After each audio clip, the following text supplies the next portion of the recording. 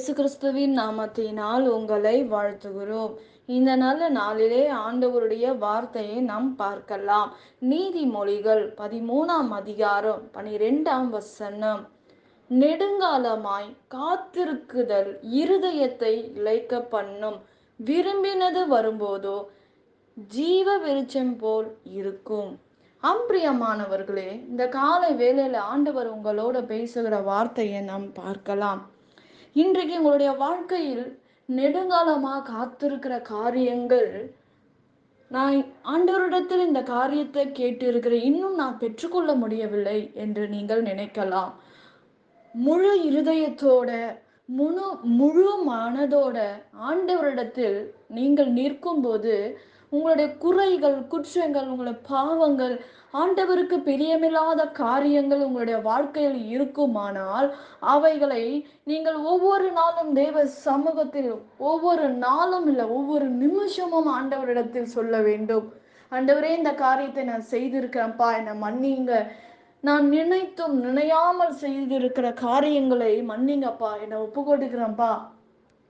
என் சிறு வயது முதல் அந்த நாள்ல இருந்து இந்த நாள் வரையும் உமக்கு பிரியமில்லாத காரியங்கள், என் பாவங்கள், என்னோட பொல்லாத வழிகள், பொல்லாத காரியங்களை இருந்து என்னை விடுதலை ஆக்குங்கப்பா. நீங்க செய்கிற நன்மைக்கு என்னுடைய பாவங்கள் தடையா இருக்கக்கூடாது.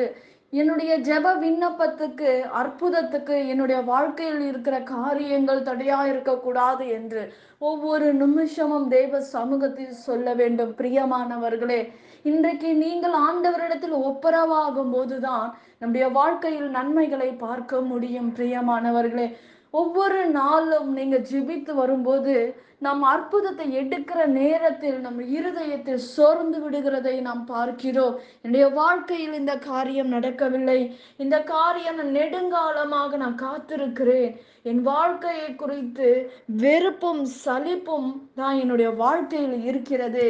இப்படிப்பட்ட காலங்களில் நாம் ஒன்றை தெரிந்து கொள்ள வேண்டும். நம்முடைய தேவன் அவசரத்தின் தேவன் அல்ல.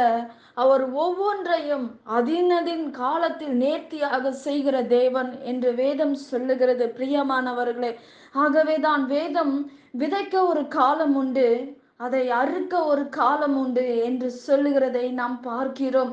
ஆகவே எப்பொழுதெல்லாம் நன்மைகள் வர தாமதிக்கிறதோ அப்பொழுதெல்லாம் வரப்போகிற மகிமைக்காக ஆண்டவர் இப்படிப்பட்ட காரியங்களை ஆண்டவர் என்னுடைய வாழ்க்கையில் செய்ய போகிறார் என்று விசுவாசியுங்கள். பிரியமானவர்களே, ஆண்டவர் நிச்சயமாக உங்களுடைய வாழ்க்கையில் ஒரு காரியம் தாமதமாக நிற்கிறது என்றால், உன்னுடைய வாழ்க்கையில் நீ செய்கிற காரியங்கள் ஆண்டவருக்கு பிரியமில்லாத காரியங்கள், நீ செய்கிற பாவம் உன் வீட்டு வாசப்படியில் வந்து படுத்துக் கொள்ளும் என்று வேதம் சொல்லுகிறது. உனக்குள்ளே பாவம் இருக்குமானால், உன் வாழ்க்கையில் பாவம் செய்திருந்தால் உங்கள் வாழ்க்கையில் நன்மைகளை பார்க்கவே முடியாது. நீ என்ன காரியங்கள் செய்தாலும் அந்த பாவம் என்பது உன்னை கட்டிவிடும், உன் கரங்களை கட்டிவிடும், உன் சரீரத்தை கட்டிவிடும்.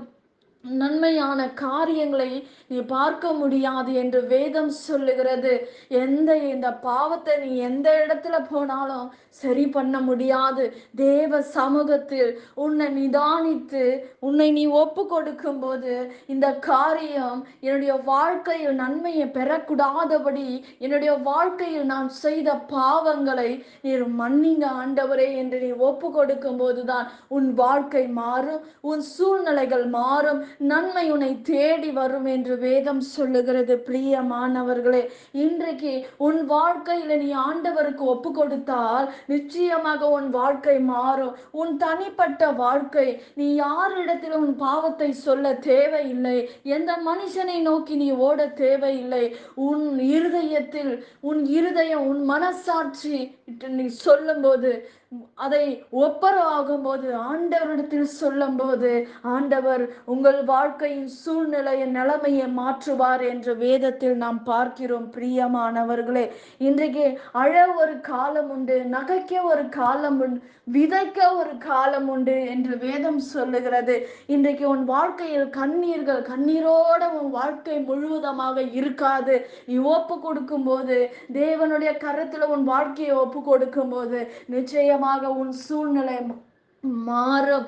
உன் கட்டப்பட்ட வாழ்க்கை கட்டுகளை ஆண்டவர் அழுப்பார் என்று வேதம் சொல்லுகிறது. பிரியமானவர்களே, இன்றைக்கு உன் வாழ்க்கை எதை நோக்கி ஓடிக்கொண்டு இருக்கிறது? மரணத்துக்கு நேராக நீ ஓடிக்கொண்டு இருக்கிறாயா, இல்ல உலக காரியத்துக்காக நீ ஓடிக்கொண்டு இருக்கிறாயா? நீ தேவ சமூகத்தில் நீ ஓடும்போது, நீ ஆண்டவருக்காக உண்மையாக உன் இருதயத்தை தரும்போது, உன் ஆவி ஆத்மா சரீரத்தை தேவனுக்கு ஒப்பு கொடுக்கும் போது, நிச்சயமாக ஆண்டவர் உங்கள் வாழ்க்கையில் பெரிய காரியங்களை செய்வார். பிரியமானவர்களே, ஆண்டவர் சொல்றாரு, ஒரு காரியம் உங்களுடைய வாழ்க்கையில் தாமதிக்குது என்றால் அது மகிமைக்கான காரியங்கள், அது அற்புதமான காரியங்கள் உங்கள் வாழ்க்கையில் நடக்கும். ஆபிரகாம் என்ற ஒரு தேவ மனிதனை வேதத்தில் பார்க்கிறோம். ஆபிரகாமுடைய வாழ்க்கையில் அவன் ஒரே ஒரு தவறு செய்தபடியினால் அவனுக்கு குழந்தை வரவில்லை. அவன் வாழ்க்கை ஆண்டவரோடைய விட்டு விலகினார். ஆனாலும் ஆண்டவரிடத்தில் ஆபிரகாம் வந்து நிற்கும் போது ஆண்டவர் சொல்றாரு, ஆண்டவரே என்னை மன்னிங்க ஆண்டவரே, இந்த ஒரே ஒரு காரியம் ஆண்டவருக்கு பிரியமில்லாத காரியத்தை அவர் செய்து விட்டார். ஆனாலும் கர்த்தர் அதை ஒப்பு கொடுக்கும் போது மன்னித்து அவனுக்கு ஆண்டவர் ஒரு குழந்தையை கொடுத்தார் என்று வேதம் சொல்லுகிறது. ஆசீர்வாதத்தை கொடுத்தார். அவன் எல்லைகளை ஆண்டவர் விரிவாக்கினார், வானத்தின் பலகனினால நிரப்பினார் என்று வேதம் சொல்லுகிறது. பிரியமானவர்களே, இன்றைக்கு கர்த்தர் உங்கள் வாழ்க்கையில் இப்படிப்பட்ட காரியங்கள் எதுவாய் இருந்தாலும் தேவ சமூகத்தில் ஒப்பு கொடுக்கும் போது ஆண்டவர் உங்கள் வாழ்க்கையில் அற்புதங்களை செய்வார். நாம் ஜெபிக்கலாம். பரலோகத்தில் வாசமாய் இருக்கிற அன்பின் பிதாவே, உங்க நாமம் மகிமைப்படுவதாக, உங்க ராஜ்யம் வருவதாக. ஆண்டவரே, நெடுங்காலமாக காத்திருக்கிறது ஆண்டவரே, இருதயத்தை இளைக்க பண்ணும், விரும்பினது வரும்போதோ ஜீவ விருட்சம் போல் இருக்கும் என்று வேதம் சொல்லுகிறது. ஆண்டவரே, இன்றைக்கு நெடுங்காலமாக காத்திருக்கிற ஒவ்வொரு குடும்பத்திலையும் ஆண்டவரே நீர் அற்புதங்களை செய்யுங்க, அதிசயங்களை செய்யுங்க. ஆண்டவரே, இந்த நாள்ல ஆண்டவரே விண்ணப்பத்துக்காக காத்திருக்கிற பிள்ளைகளுக்கு ஒரு அற்புதங்களை செய்யுங்க, அதிசயங்களை செய்யுங்க. ஆண்டவரே, எல்லா வியாதிகள் மத்தியில் உங்க பிள்ளைகளை பாதுகாத்து கொள்ளும்படி நான் செபிக்கிறேன்ப்பா. இயற்கைக்கு அப்பாற்பட்ட அதிசயமும் அற்புதமும் நடக்கட்டும். இயேசுவின் நாமத்தில் வேண்டுகிறோம் எங்கள் ஜீவனுள்ள நல்ல பிதாவே. ஆமேன். கர்த்தர் தாமே உங்களை ஆசீர்வதிப்பாராக. ஆமேன்.